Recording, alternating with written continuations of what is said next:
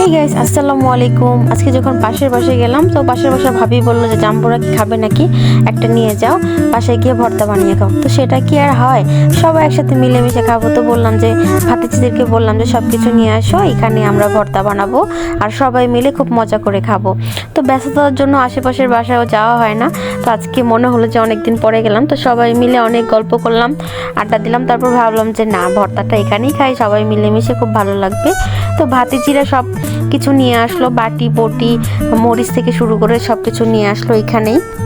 তারপর এখানে আমরা এই জাম্বুরাটা কেটে এগুলো ছুলে সুন্দর করে অ্যারেঞ্জ করে ফেললাম ভর্তার জন্য।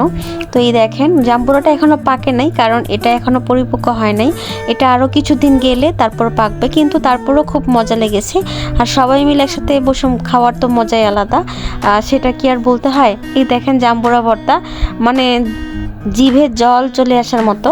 ভর্তাটা খুবই মজা হয়েছে। তারপর চলে আসলো ভাগিনা। তো ভাগিনাকে বললাম চলো আমরা সবাই মিলে একসাথে বসে ভর্তা খাই। তো খেয়ে ফেললাম আমাদের মজাদার সেই জাম্বুরা ভর্তা।